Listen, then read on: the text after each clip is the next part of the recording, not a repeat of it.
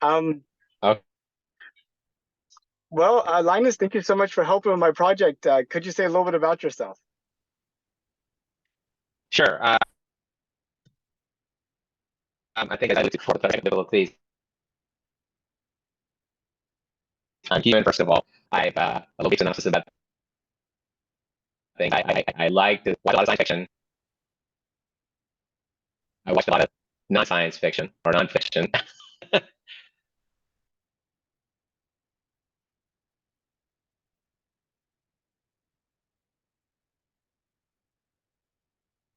Time the things that are happening around. And is there anything else that you'd like to know? Well, okay, I think that pretty much covers everything about you. But talking about science fiction and science fact, were you aware that NASA is planning to send astronauts back to the moon? Yes, I have. I know. Well, I know NASA has, but first of all, I know that about like India's perspective of getting there. I've heard about the Artemis missions, and I guess there are four stages of it right now, right? Or they're the the second state, the second part of Artemis is to actually get um, humans on the moon, right? Is that the second part of it, or the third part of it? The third part right now. So Artemis 1 happened last November, and it was just testing the spacecraft without any humans in it. Earlier this Hmm. year, they selected the four humans that would be part of the first crew, and they're supposed to be launching next year. And they'll just go around the Hmm. moon. And then in Artemis 3, Hmm. they'll actually have a landing craft that will take them to the surface. They'll be able to go out and uh, do science and then get back and then come back to the Earth. And Okay. they plan to do an Artemis mission yearly is sort of the tentative idea. Idea. Go to the moon. But it is all to the moon though. It's all to the moon. Well, Right. what do you think about it? I mean, is it something that excites you, or do you have questions about it, or do you think it's like a misguided direction? Um, well, in the climate, in the economic climate, from I come with everything from an economic standpoint and point of view and the cost of that. Um, the question that I have is I know that past space exploration has led to innovation, right? In terms of what we can practically do in humanity to make ourselves better. Even the way we're talking right now with GPS, with visuals and GPS, get home and stuff like that. That's all from the space program, right? So I think there's a lot of benefit to it. But my problem is right now, I think, is that I feel like, we're already, the planet is already in a bad state environmentally. And I think if we have the resources to go out and the man and the knowledge base to go out to space to do something, why not invest that first in making the Earth a better situation, and then possibly, as a corollary or as a side, go to the moon. Because we should take care of ourselves first before we end up trying to use whatever knowledge we have and mess up another area of the the universe. Yeah, no, there's a lot of people that have that same perspective, and kind of as an alternative that might be worth considering, or at least something worth considering is, back in 1968, whenever we had the first astronauts go around the moon and take that Earthrise photo, where you see Earth as like a little ball hovering in space. Uh, Within a couple of years of that, the EPA was created. There was big environmental movements, a big increase in social or environmental awareness.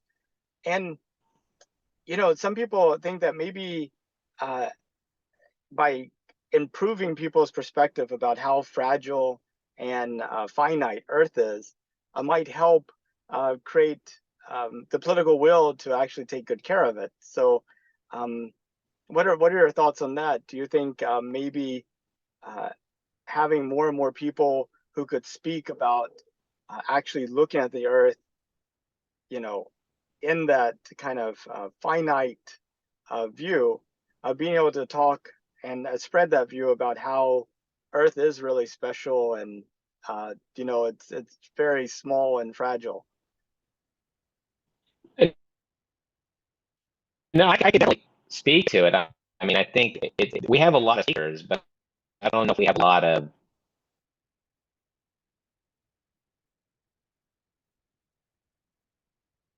people that really do. Right now, I feel like, in terms of resource management, we have a lot of the resources from the earth to create the energy, to create the infrastructure that we have in society. But I feel like, you know,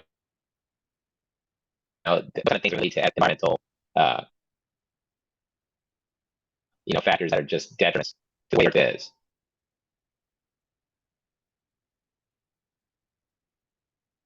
So, going and inhabiting another planet or plans to do that, or like we still have the same rudimentary understanding of how to manage those efficiently. And if we don't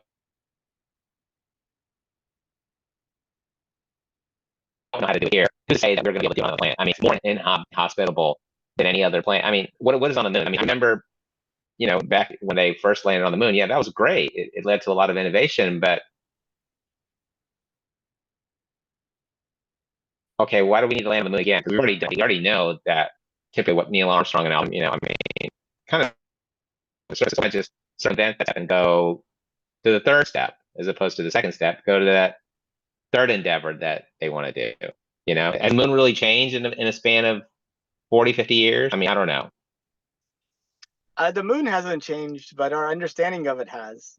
Since the time we landed on the moon, we discovered that there's water, um, ice that's frozen in like these permanently shadowed areas along on the poles, which would be interesting to kind of Hmm.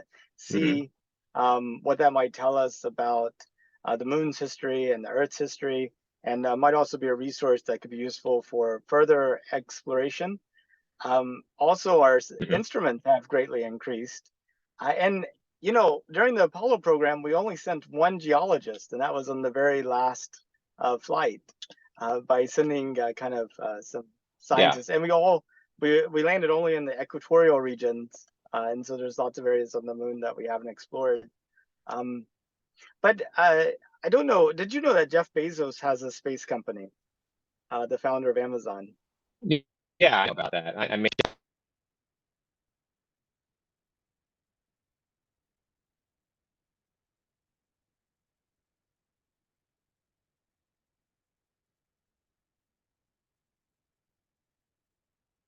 inspiration, but I'm amazed what happened, right? Okay.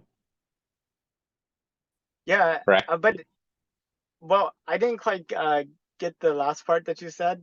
The audio broke up.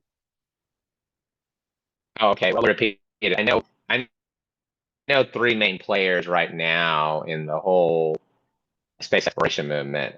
Versus, yeah, of course, Elon Musk, Jeff Bezos, and then you got Richard Branson. But Richard Branson, I don't know if he's really involved in the space exploration aspect. I think he's more involved in the space tourism aspect of it. So I don't know if that's more of a leisure aspect, I believe. The other two, respectively, they're involved in action as well as potentially leisure, but the leisure part of it is very cost prohibitive, of course, for most people. That I know so far. Yeah, and there's actually a lot more people involved in it too. There's a guy by the name of Peter Beck. He's from Australia. Sorry, not Australia, but New Zealand. And he founded a rocket company called Rocket Labs. And they're actually Mhm. only the second private company that actually put something in orbit. And then there's like dozens and dozens of space companies here in the U.S. It's just, I think their leaders may not have gotten quite the same attention as the three that you mentioned. But I was wondering if you ever heard Jeff Bezos talk about his vision for his space company.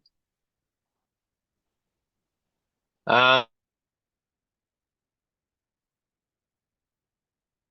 Not really, but I had heard it. I'm extrapolating that it'll be more like Amazon. You know, it'll be more like I don't know, a warehouse perspective, or his what is it? It's cloud services. services, right? I don't know. Maybe something like that, something of that on the line of that. I don't know what it is.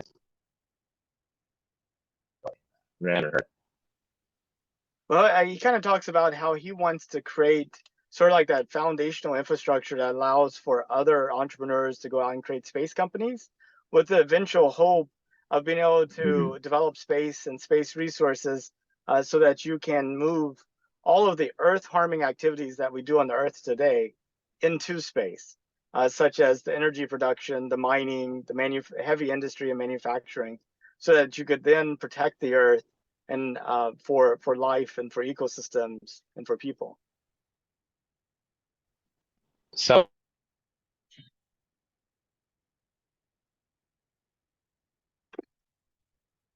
this is just one question I have. If you're going to move that sort of, process out there in space, won't that cause a detriment ultimately to us? Because if you put things out, you create a certain.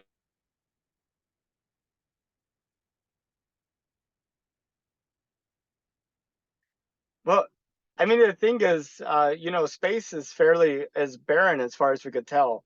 It's like the ultimate hostile environment. Amount of universe. Because actually, I don't know. Well, I mean, the thing is, whenever we talk about pollution, everything is about its impact to living things. And if you're doing that stuff where there's no living things, that seems like is a better place to do it than doing it where you do have living things. Well, as far as we know, there's no living things. We don't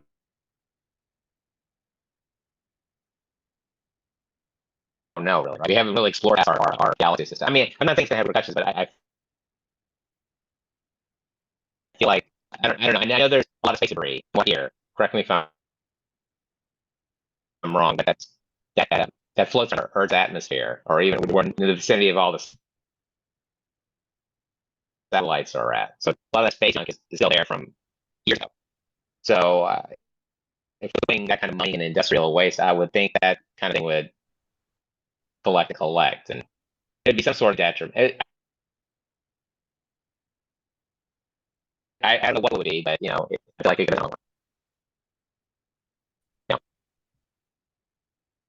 could be. It could be, but I guess whenever you think about the future of humanity, though, do you see a future where we're still just on the Earth, or do you see a future at some point where we branch out beyond the Earth? And I mean, like, what do you think our ultimate destiny would be like?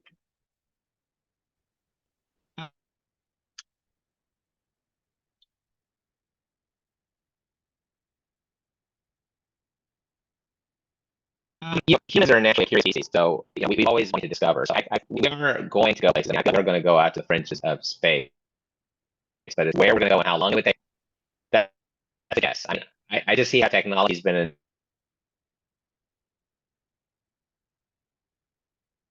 involving for the past, at least for the past 10 years. It's almost exponential. My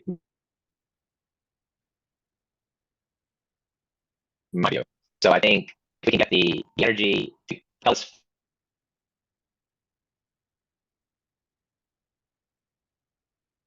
ever to get to Mars, which is the other plane mission, correct? Or and even take a while to the moon. So it's about getting us there. I don't know if we have the infrastructure yet, but I would imagine if they developed a reliable energy mechanism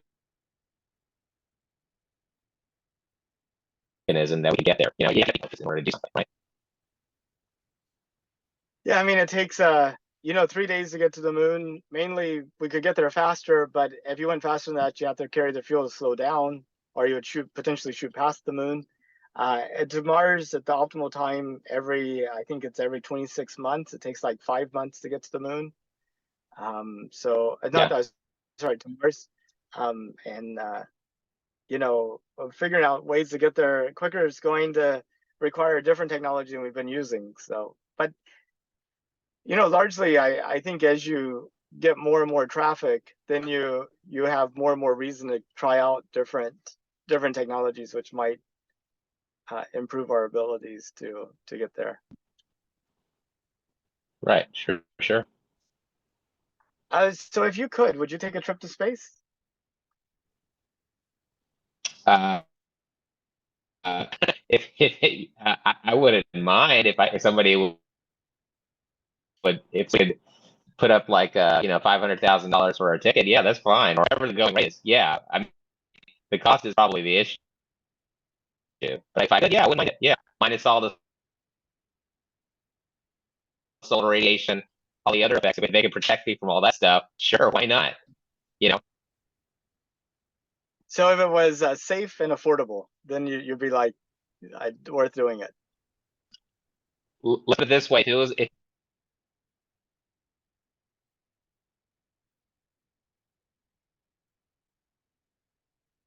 me yeah,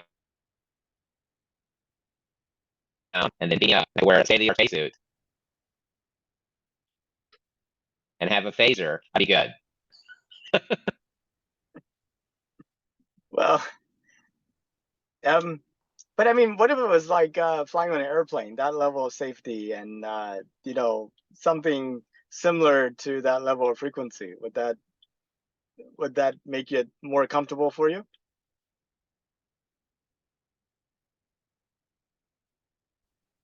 Yeah, that would if that was there, yeah, that's fine. And as long as I can stay in something that's when I land there, hopefully I can stay in something that's hospitable too. I mean, where I can or inhabitable, I should not hospitable, inhabitable. Nothing Carlton on the moon, but something that something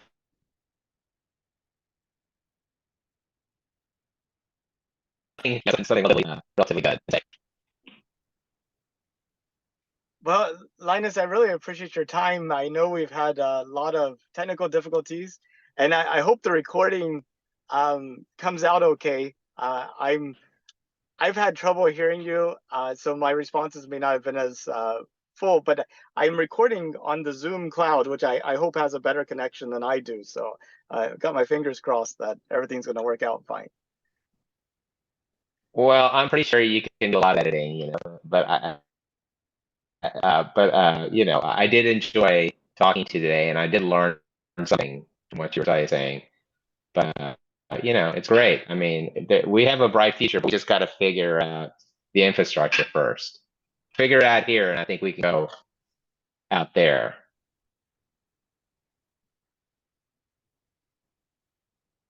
That makes sense. But sometimes, I mean, there's like 8 billion people, 8 billion of us, so surely we could do many things in parallel. Yeah, yeah. Easier done, but yeah, but I'm glad you have you're optimistic, but I'm cautiously optimistic. So I look at it both sides of the coin. I do